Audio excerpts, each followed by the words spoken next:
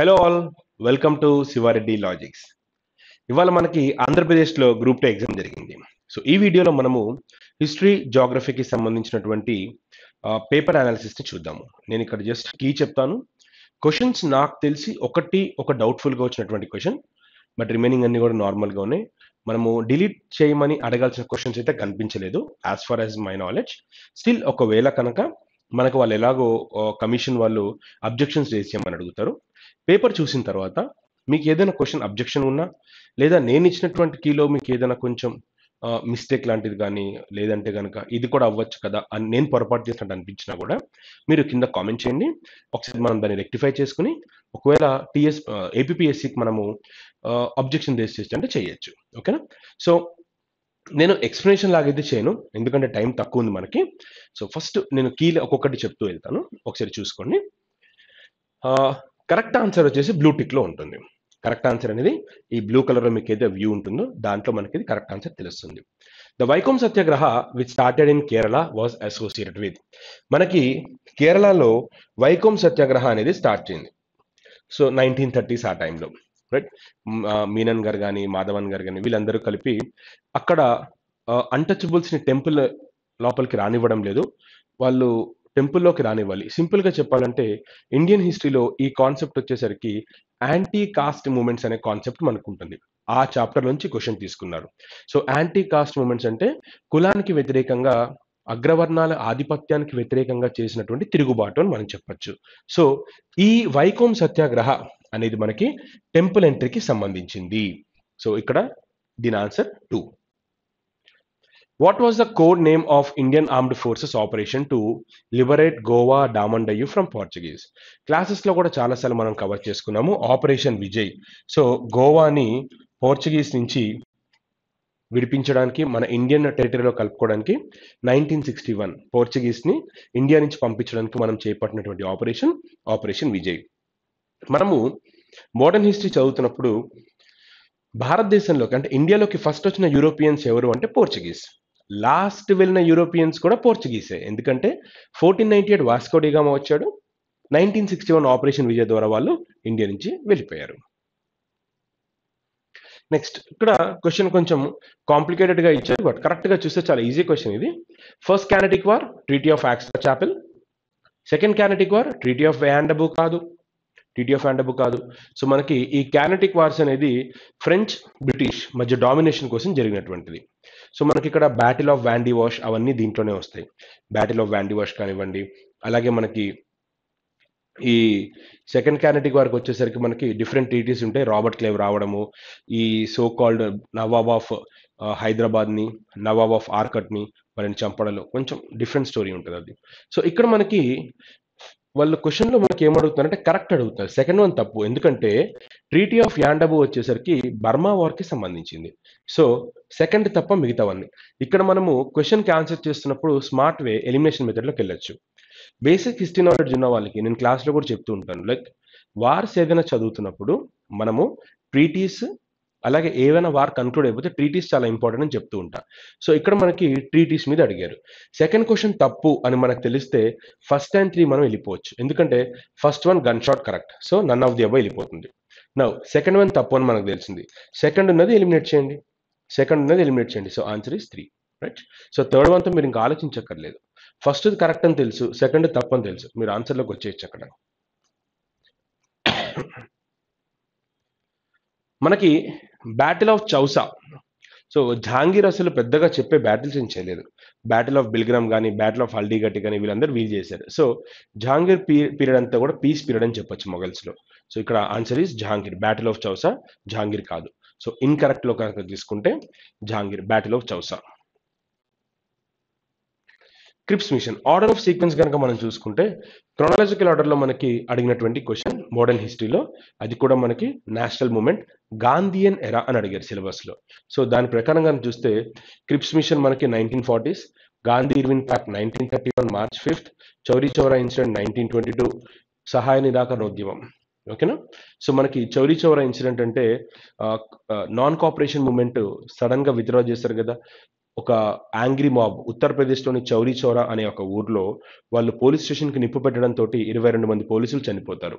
So ఆ చౌరీ చౌరాకు సంబంధించింది. Poona pact 1932. So ఇక్కడ ఆర్డర్ కనుక చూసుకుంటే 3, 2, 4, 1 ఇది ఆన్సర్. దీని ఆన్సర్ ఇదన్నమాట.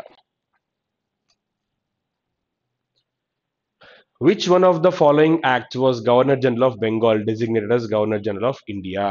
So very easy question, basic question. మనకి first governor general of Bengal వచ్చేసరికి lord Warren Hastings, first governor general of India William Bentinck. So answer is charter చట్టం 1833. During India's colonial period downward filtration theory related to education. So downward filtration theory ఏంటంటే William Bentinck Macaulay minute అనేది appoint చేశాడు. ఈ మోకాల minute అనేది appoint చేసినప్పుడు అక్కడ మోకాలే మనకి ఆంగ్లిసిస్ట్ ఓరియంటలిస్ట్ అనే కాంట్రవర్సీ ఉంటుంది. ఈ ఆంగ్లిసిస్ట్ ఓరియంటలిస్ట్ అనే కాంట్రవర్సీలో ఓరియంటలిస్ట్ కాకుండా ఆంగ్లిసిస్ట్ ఎడ్యుకేషన్ వైపు వెళ్తారు, అంటే వెస్టర్న్ ఎడ్యుకేషన్ వైపు వెళ్తారు.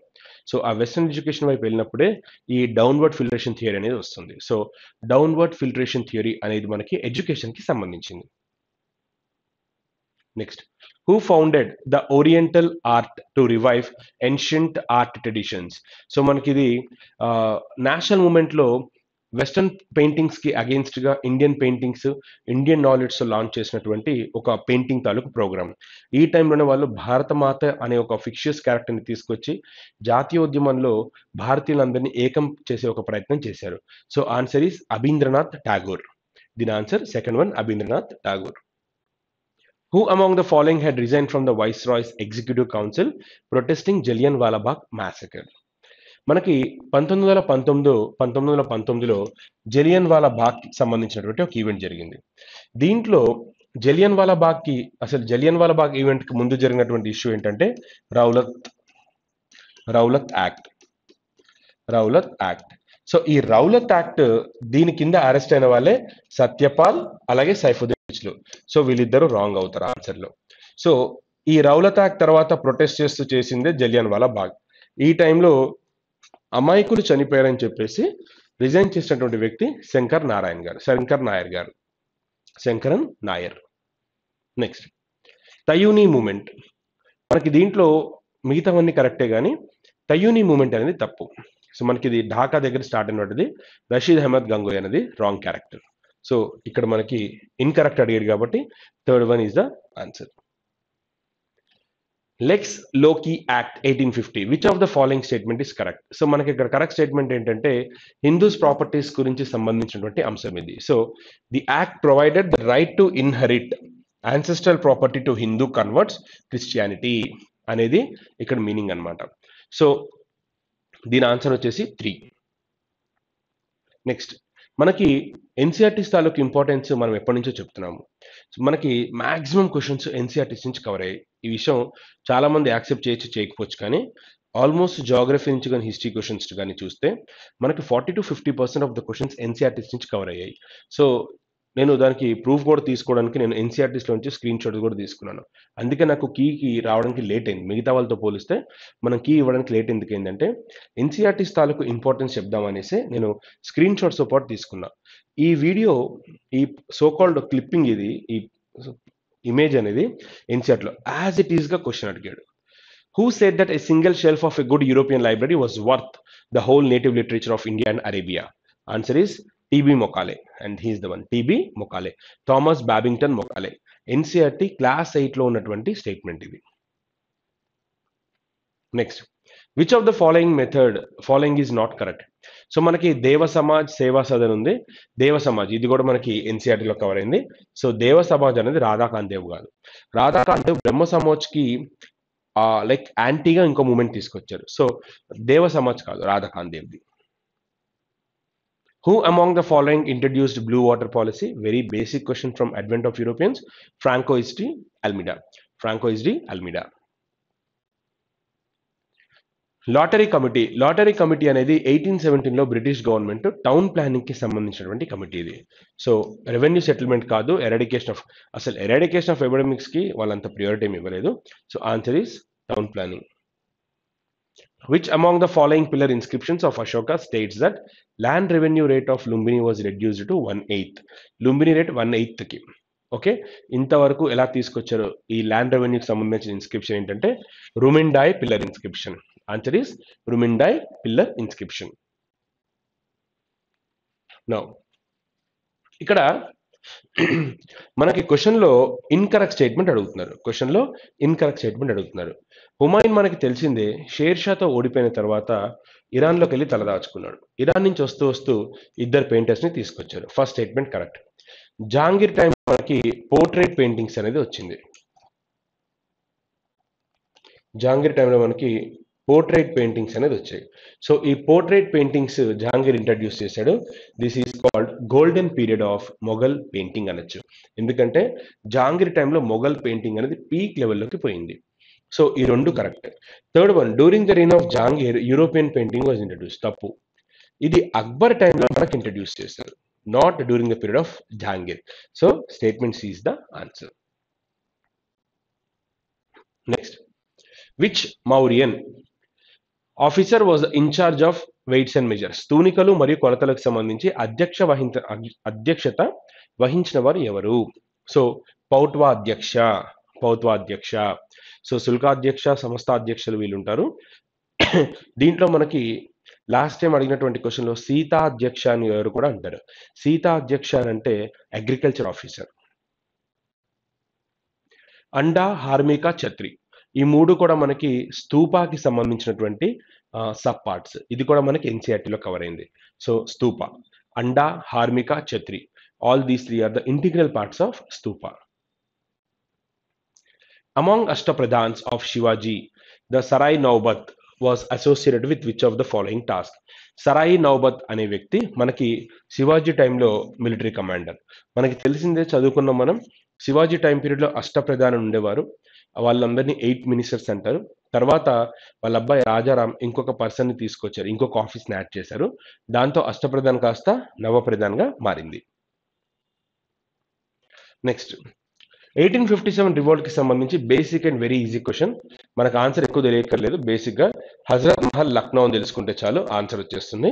సో B4 ఏది ఉంటే అదే ఆన్సర్. Right, 3 is the answer. Okay, Hazrat Mahal Lucknow. ఇంకా మిగతావన్నీ దాంట్లో మ్యాచ్ అయిపోతాయి. The all India trade union congress was formed in Bombay 1920. ఇది కూడా ఎన్సీఆర్టీ క్వశ్చన్. మనకి answer is Lala Lajpat Rai. Which act introduce the communal electorate system? Morley Minto reforms. మనకి ఫాదర్ ఆఫ్ కమ్యూనల్ ఎలక్టోరేట్ అని కూడా అంటాం మింటోని. Okay, father of communal electorate. So Minto. మనకి వీళ్ళు కనుక చూసుకుంటే ఆర్డర్ కూడా కరెక్ట్గా మ్యాచ్ అవుతుంది.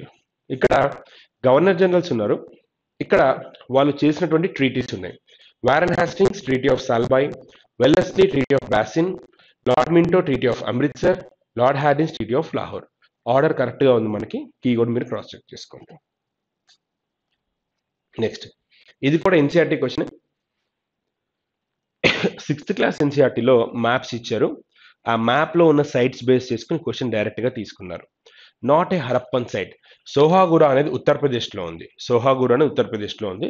సో మిగతావన్నీ కూడా ఎన్సీఆర్టీ బుక్లోని సోహాగురా లేదు. So Sohagaura is the answer. Vedic gods Indra, Varuna, Mitra, Nasatya అనే పేర్లు భోగస్కో ఇన్స్క్రిప్షన్లో ఉన్నాయి. ఆరియన్స్ ఇటువైపు వస్తున్నట్టుగా మనకి చెప్పినటువంటి ఇన్స్క్రిప్షన్ కూడా భోగస్కో ఇన్స్క్రిప్షన్. సో ఈ భోగస్కో ఇన్స్క్రిప్షన్లో ఆరియన్స్ లేదా వేదిక్ రిలీజన్ గురించి కొన్ని వర్డ్స్ ఉన్నాయి. So answer is Boghazkoi inscription. Romaka Siddhanta was written by Varahamihira deals with. మనకి జనరల్గా కనుక చూసుకుంటే కాళిదాస్ టైంలో మనకి చంద్రగుప్త 2 టైంలో మనకి ఆయన కోర్టులో మనకి నవరత్నాస్ ఉన్నట్టుగా మనకి తెలుస్తుంది. ఆ నవరత్నాస్లో వరాహమీర అనే అతను ఆస్ట్రాలజిస్ట్. వరాహమీర అంటే తనకు ఆస్ట్రాలజిస్ట్. అతను రాసేవన్నీ కూడా astronomist and himself was astrologer. So ఆయనకి సంబంధించిన బుక్ ఇది. ఆస్ట్రానమీకి బేస్ చేసుకునేది. ఆస్ట్రానమిక్ బుక్ అనమాట. Which one of the following books was not written by Harshavardhana? ఈ బుక్స్లో హర్షవర్ధన రాయని బుక్ ఏదని అడిగారు. మనకు తెలుసు హర్షవర్ధన కూడా పోయేటే. హర్షవర్ధనకు ఒక కోర్టు పోయిట్ ఉండేవాడు, అతని పేరు బాణభట్ట. సో బాణభట్ట మనకి హర్షచరిత, కాదాంబరి అనే బుక్స్ రాశారు. బాణభట్ట హర్షచరిత, కాదాంబరి అనే బుక్స్ రాశారు. So answer is Kadambari. Which of the following statement is incorrect with reference to permanent settlement. నాకు ఇది ఒక్కటే కొంచెం డౌట్గా ఉంది క్వశ్చన్ ఇది. ఎందుకంటే చూడండి, it was introduced by lord Cornwallis. ఇక్కడ మనకి ఎన్సీఆర్టీలో ఇచ్చినటువంటి ఇయర్ ఏంటంటే 1793 ఇచ్చారు. 1793 ఇచ్చాడు ఎన్సీఆర్టీలో. సో స్టిల్ దీన్ని తీసుకుందాం. ఈ declare zamindars as the owners and the land they were given to hereditary rights. Correct statement. It was planned by John Shore. కరెక్టే, ఎందుకంటే జాన్ షోర్ దీన్ని ప్లాన్ చేసి నెక్స్ట్ వచ్చినటువంటి కార్న్వాలిస్ కి వివరిస్తే కార్న్వాలిస్ దాన్ని ఇంప్లిమెంట్ చేశాడు. The amount to be paid by the land lord what fixed. General గా fixed అంటారు, కానీ మనకి దీంట్లో 10/11 ఇస్తారు, అది ఓకే. దీంతో పాటుగా 68 lakhs నుంచి 2 crores వరకు ఉన్నట్టుగా మనకి చెప్తారు. 68 lakhs to 2 crores. సో ఇది మనం కొంచెం క్రాస్ చెక్ చేసుకోవచ్చు. ఇది ఒక్కటే అబ్జెక్షన్ గా ఉంది.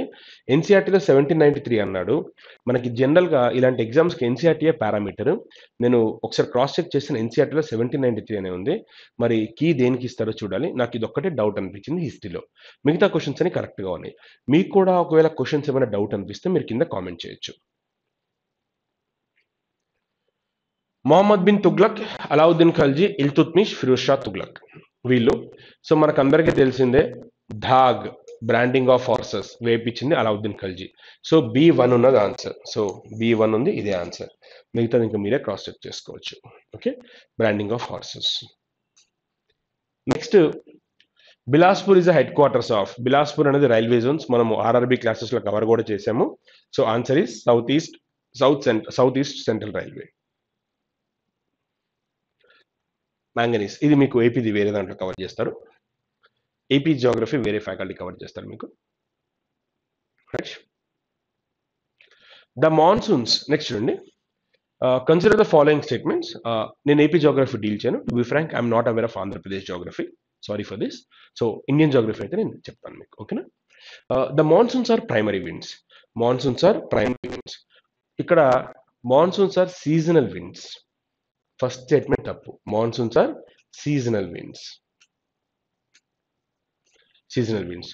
సో మిగతా రెండు statements correct. So first statement తప్పు. ఫస్ట్ కొట్టేస్తే మీకు ఆన్సర్ ఎలిమినేషన్ మెథడ్లో వస్తుంది. Answer is 2 and 3.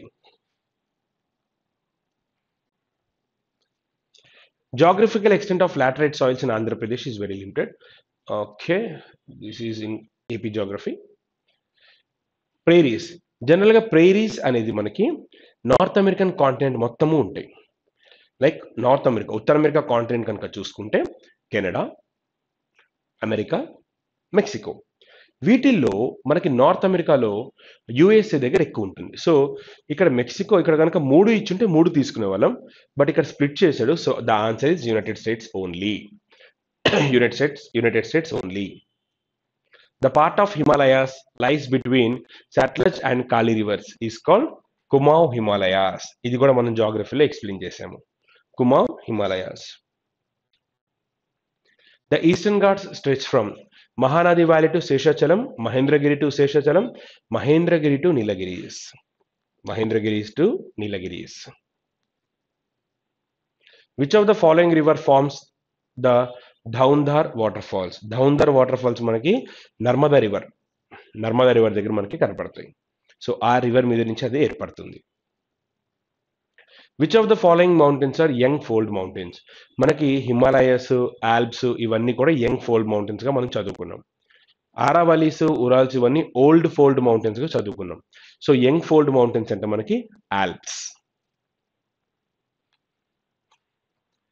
మనకి రీసెంట్ గా కరెంట్ అఫైర్స్ లో ఉంది, డిసెంబర్ 2023 కరెంట్ అఫైర్స్ అది జంషేద్పూర్ ని ఇండస్ట్రియల్ టౌన్ గా కేటగరైజ్ చేశారు. సో దాన్ని బేస్ చేసుకుంటే B1 ఉన్నది ఆన్సర్. సో ఇది ఆన్సర్. ఇది ఆన్సర్. ఇండస్ట్రియల్ టౌన్ జంషేద్పూర్ గా కేటగరైజ్ చేశారు. జనరల్ గా ఇది కరెంట్ అఫైర్స్ కి సంబంధించినటువంటి క్వశ్చన్. రబీ క్రాప్ మనకి ఆయిల్ సీడ్స్ లో జనరల్ గా మనకి వీట్ అనేది రబీ క్రాప్. బేసిక్స్ చదువుకున్న ప్రతి స్టూడెంట్ కి కూడా వీట్ రబీ క్రాప్ అని తెలుసు. బట్ ఆయిల్ సీడ్స్ లో రబీ క్రాప్ ఏంటని అడిగాడు. చాలా స్మార్ట్ క్వశ్చన్ అడిగారు ఇక్కడ. So answer is mustard. ఆవాలని మనము రబీ క్రాప్ గా అనుకుంటాం. రబీ క్రాప్ అంటే చలికాలంలో పండించేది, November to February. In which region of India the tea plantation was started? మనకి టీ సిటీ ఆఫ్ ఇండియాగా దిబ్రూగఢ్ అంటారు. భారతదేశంలో మొట్టమొదటిసారిగా టీ కల్టివేషన్ స్టార్ట్ చేసినటువంటి place Darjeeling. So Darjeeling is the answer. ఇది జియోమార్ఫాలజీకి సంబంధించినటువంటి టాపిక్. ఇది డెల్టా అంటే ఎక్కడైతే నది సముద్రంలో కలుస్తుందో దాన్ని డెల్టా అంటారు. అది నదుల ద్వారా ఏర్పడుతుంది. రన్నింగ్ వాటర్ అంటే నథింగ్ బట్ రివర్, నది. నెక్స్ట్ క్లిఫ్స్ సముద్రంలో ఉండేవి. వేవ్స్ అండ్ కరెంట్స్ కోతకు గురైనప్పుడు అది ఏర్పడతాయి. Cliffs are formed due to ocean currents and sea waves. So ఇది ఆన్సర్. సో A3 కనుక చూసుకుంటే మనకి 4th one is the answer. Which of the following layers of the atmosphere do meteoroids burn up? మనకి మీటరాయిడ్స్ అనేవి space నుంచి పడుతున్నప్పుడు మిసోస్ఫియర్ లో friction కారణంగా ఇవి మంటని అందుకుంటాయి. ఇది కూడా మనము ఆర్ఆర్బి సెషన్లో నేను ఈ టాపిక్ ని కవర్ చేశాను మన యాప్లో. సో మీటరాయిడ్స్ అనేది మిసోస్ఫియర్ లో మనం చూడొచ్చు.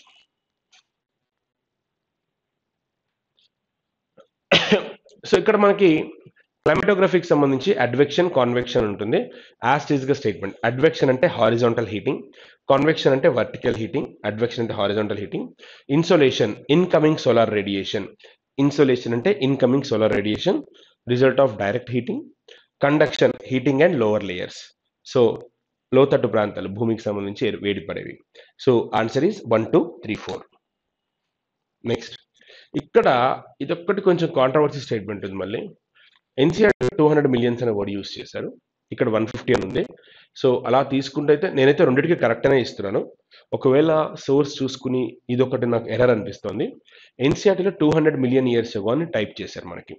సో అలాంటప్పుడు రెండు తప్పు అవ్వాలి. బట్ మోస్ట్ ఆఫ్ ద కేసెస్లో ఇది కరెక్ట్ అవుతుంది. ఇయర్ కనుక వదిలేస్తే ఇది ఒక్కటి పక్కన పెడితే మిగతా స్టేట్మెంట్ అయితే కరెక్ట్గా ఉంది. సో ఇదొక్కటి డౌట్ఫుల్గా ఉంది. అబ్జెక్షన్స్ రేజ్ చేసినప్పుడు మనం ఇది అబ్జెక్ట్ రేజ్ చేయొచ్చు. సో ఇది కూడా చూడండి, ఎన్సీఆర్టీస్ నుంచి డైరెక్ట్గా తీసుకున్నారు ఈ క్వశ్చన్ని. ఎన్సీఆర్టీలో ఉన్నటువంటిది మనకి యాజ్ ఇట్ ఈస్గా హైలైట్ చేసిన పాయింట్స్ యాజ్ ఇట్ ఈస్గా ఎన్సీఆర్టీ నుంచి డైరెక్ట్గా స్టేట్మెంట్స్ లేపారు. Epicentre is a point directly above the focus. Okay, directly below the focus అన్నాడు, తప్పదు. Epicentre is above the focus. చూడండి, ఫోకస్ హైపోసెంటర్, దీనికి పైన ఉన్నది ఎపిసెంటర్, ఇది ఎపిసెంటర్, ఇది ఫోకస్ లేదా హైపోసెంటర్. సో ఫోకస్ కి పైన ఉంటుంది. బట్ మనకేం అడిగాడు క్వశ్చన్లో, బిలో ద ఫోకస్ అని అడిగాడు. సో ఈ స్టేట్మెంట్ తప్పు. But at any case incorrect అడిగాడు కదా, సో ఇదే ఆన్సర్ మనకి. రైట్. గ్రానైట్ ఈజన్, సో మనకి అగ్నిశిలలు అంటారు, igneous rock. So answer is intrusive igneous rock. Lakshadweep islands లో కావరట్టి అన్నారు. కావరట్టి అనేది తప్పు. కావరట్టి అనేది సెకండ్ లార్జెస్ట్ అండ్ అలాగే మనకి అది క్యాపిటల్ కూడా. సో 9 డిగ్రీ ఛానల్ అన్నారు. 9 డిగ్రీ ఛానల్ మాల్దీవ్స్ అన్నాడు, కానీ తప్పది. లక్షద్వీప్ ఐలాండ్స్ ని వేరు చేసేదే 9 డిగ్రీ ఛానల్. సో దీనికి answer none of the above. అంటే రెండు తప్పు స్టేట్మెంట్స్ అన్నమాట. నెక్స్ట్ ఇది కూడా మనకి ఎన్సీఆర్టీస్ లో తీసుకున్నటువంటి క్వశ్చన్. ఇది ఎన్సీఆర్టీస్ నుంచే తీసుకున్నారు డైరెక్ట్ గా. నేను మీకు అది కూడా స్క్రీన్ షాట్ పెడుతున్నాను. ఎన్సీఆర్టీస్ తాలూకు ఇంపార్టెన్స్ ని మీరు అబ్జర్వ్ చేయండి. Continental shelf, slope, deep sea plain, ocean deeps. So వీటికి సంబంధించి ఆన్సర్స్ లో కనుక చూస్తే కాంటినెంటల్ షెల్ఫ్ అనేది presence of massive sedimentary rocks. So 3 answer. Continental slope వచ్చేసరికి presence of canyons and trenches. ఇక్కడ మీకు ఉంటే చూడండి, కాంటినెంటల్ స్లోప్ ఇక్కడ కనపడుతుంది కదా. Canyons and trenches are observed in this region. ఎన్సీఆర్టీలో డైరెక్ట్ గా తీసుకోండి ఈ పాయింట్ ని. Canyons and trenches are observed in this region. So ఇది answer. So answer is 3, 1, 4, 2. Next, identify the correct arrangement of the following water bodies as per the salinity. ఇగో ఇది కూడా NCERT question. As it is అడిగాడు ఎన్సీఆర్టీలో. చూడండి, NCERT oceanography topic ఇది. Lake Van Turkey, dead sea, great salt, ఇదే order ని మీకు ఇక్కడ ఇదే ఆర్డర్ లో అడిగాడు. So understand the importance of NCERTs. Next sorry, ఇది రీజనల్ క్వశ్చన్. ఇది సేమ్, ఇది కూడా ఎన్సీఆర్టీ క్వశ్చనే. మనకి క్లాస్ 9 లో వచ్చినటువంటి క్వశ్చన్ ఇది. అదే question. In which place the first cement plant was setup in India 1904? Answer is Chennai. Answer is Chennai. Which one of the following states is not connected with the Hazira Vijaypur Jagdishpur gas pipeline? Current affairs question ఇది. ఈ state లో మనకి మహారాష్ట్రని కలపరు, దీంట్లో మిగతా states కి ఇది correct అవుతుంది. Current affairs question, ఎన్సీఆర్టీది కాదు ఇది. Maharashtra is the answer. Mango showers, NCERT question again. Mango showers, మనకి మ్యాంగో షవర్స్ అనేది కర్ణాటక, కేరళలో పడతాయి. మనం దీన్ని క్లాస్లో కూడా డిస్కస్ చేసాము మన సివర్ లాజిక్ యాప్స్లో, మన ఆర్ఆర్బి కోర్స్లో కూడా దీన్ని మనం డిస్కస్ చేసాము. సో ఇక్కడ కర్ణాటక, కేరళ లేదు కదా, so Karnataka is the answer. ఇండియాలో మనకి డీప్ సాయిల్స్ ఎక్కడ ఏర్పడతాయి, డీప్ బ్లాక్ సాయిల్స్ ఎక్కడ ఏర్పడతాయి అంటే మహారాష్ట్ర దగ్గర ఈ ప్రాంతంలో ఏర్పడతాయి ఎక్కువగా డీప్ బ్లాక్. సో ఇది వెస్ట్ కాబట్టి నార్త్ వెస్టర్న్ పార్ట్లో మనకి ఏర్పడతాయని చెప్పి తీసుకోవచ్చు. నార్త్ వెస్టర్న్ ఇండియా అంటే తప్పయ్యేది, కానీ మనకి ఏం అడుగుతున్నాడు, north western part of Deccan plateau అని అడుగుతున్నాడు. Same again NCERT question, as it is ఎన్సీఆర్టీలో అడిగాడు ఇది కూడా. Most wide spread forest in India are tropical deciduous forest. Tropical deciduous forest. ఇది regional news, I can't cover this, right. So that's all. నాకు తెలిసి హిస్టరీలో క్వశ్చన్ రాంగ్ అనిపించింది, అలాగే జాగ్రఫీలో క్వశ్చన్ రాంగ్ అనిపించింది. పేపర్ ఎక్స్ప్లెనేషన్ కాదు, నేను లెంత్గా ఎక్స్ప్లెయిన్ చేయదలుచుకోలేదు, జస్ట్ కీ లాగా చెప్దాం అనుకున్నాను, అందుకే తొందరగా కంప్లీట్ చేశాను. మీరు ఒకసారి క్వశ్చన్స్ చూసుకుని మీకు ఈ క్వశ్చన్స్లో ఏమైనా కనుక అబ్జెక్షన్ లాగా అనిపిస్తే కింద కామెంట్ చేయండి. అవసరమైతే మీ తరఫున అబ్జెక్షన్స్ రేస్ చేస్తాము, లేదంటే కనుక మీరే అబ్జెక్షన్ రేస్ చేసుకోవచ్చు. నాకు 2 క్వశ్చన్స్ రాంగ్ కనపడుతున్నాయి, ఓకేనా. సో అలాగే ఎగ్జామ్ కట్ ఆఫ్ ఎంత ఉంటుందని ఇందాక మనం వీడియో కూడా చేశాము. జనరల్గా నెగిటివ్ మార్కింగ్ ఉంటుంది. జాగ్రఫీ, హిస్టరీ చూసుకుంటే మోడరేట్ టు ఈజీ లెవెల్ లేదా మోడరేట్ టు డిఫికల్ట్ తీసుకోవచ్చు. అలాగే quantitative aptitude, mental ability part, current affairs part కొంచెం డిఫికల్ట్గా అడిగారు.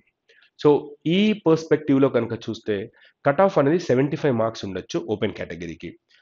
ఒక ప్లస్ ఆర్ మైనస్ 5 మార్క్స్ మనము యాడ్ చేసుకోవచ్చు, అంటే 80 వెళ్ళొచ్చు, 70కి వెళ్ళొచ్చు.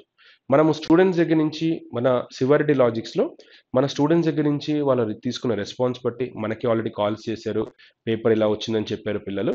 సో వాళ్ళ దగ్గర నుంచి మనం ఫీడ్బ్యాక్ తీసుకున్నాక అందరికీ కూడా 71, 67 ఇలాంటి స్కోర్స్ మనం చూసాము.